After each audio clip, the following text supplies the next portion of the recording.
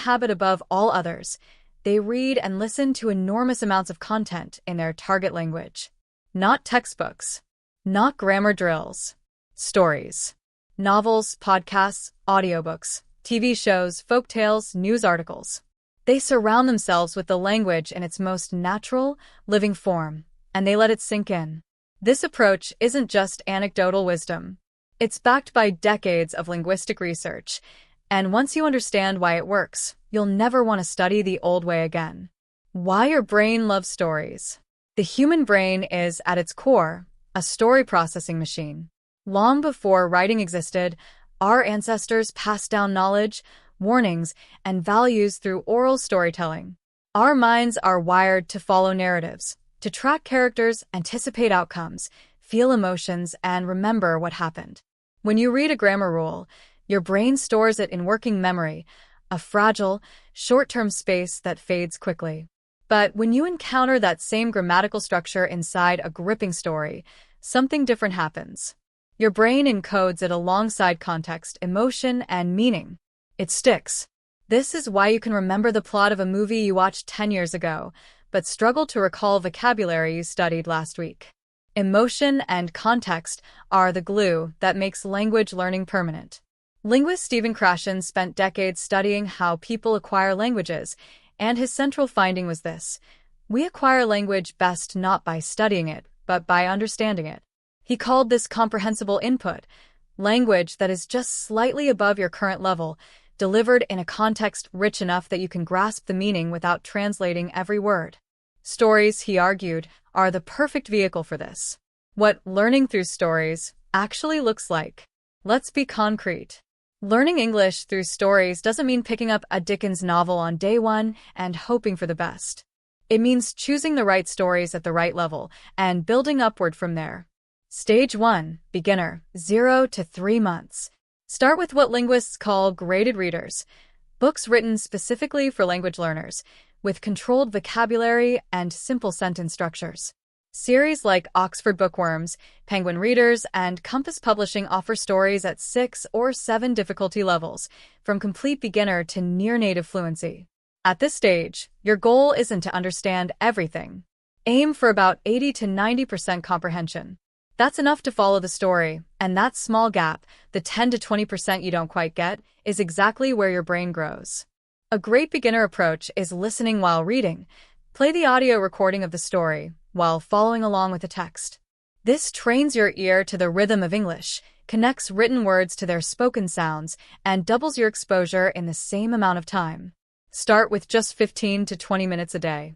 Consistency matters far more than intensity. Stage 2, Intermediate, 3 to 9 months. Once graded readers start feeling too easy, it's time to move into authentic content, material written for real English speakers, not for learners. This is a big jump, and it can feel intimidating at first. The trick is to choose content you already love. If you're a fan of crime thrillers, pick up a simple one in English. If you love fantasy, try a young adult series. The Harry Potter books, for example, are written in remarkably clear English and have been used by millions of language learners worldwide. Children's books and young adult novels are often the ideal bridge. They use natural, idiomatic English without the complex literary prose that can slow a learner down. Don't let the children's label fool you. The vocabulary and narrative in a good YA novel is more than enough to carry you to a strong intermediate level. At this stage, start keeping a vocabulary journal, not a list of isolated words, but short phrases and sentences taken directly from what you're reading. Context is everything. She was on the fence about the decision teaches you far more than simply writing down on the fence equals undecided. Stage 3, Advanced, 9 months and beyond. By now, you're ready for almost anything: literary fiction, long-form journalism, podcasts, stand-up comedy, films without subtitles. The world of English content is essentially open to you. At the advanced stage, the goal shifts from learning English about things to learning things in English. Read books that genuinely interest you. Follow news sources you care about. Watch interviews with people whose ideas you want to engage with. The language becomes a transparent window rather than an obstacle. The power of audio. Listening as a supercharger. Reading stories is powerful. Listening to them is even more so, and combining the two is arguably the fastest path to fluency. Here's why audio matters so much. English spelling and English pronunciation often have little to do with each other. Though, through, thought, tough, and thorough are all spelled similarly but sound completely different. Without extensive listening practice, learners often develop what researchers call a reading accent, fluency on the page, but awkwardness when speaking or listening. Audiobooks, podcasts, and story-based audio courses expose you to the music of English, the contractions, the reduced vowels, the way native speakers blur words together in natural speech. The more you listen, the more natural English sounds to you, and eventually, the more natural it feels to produce.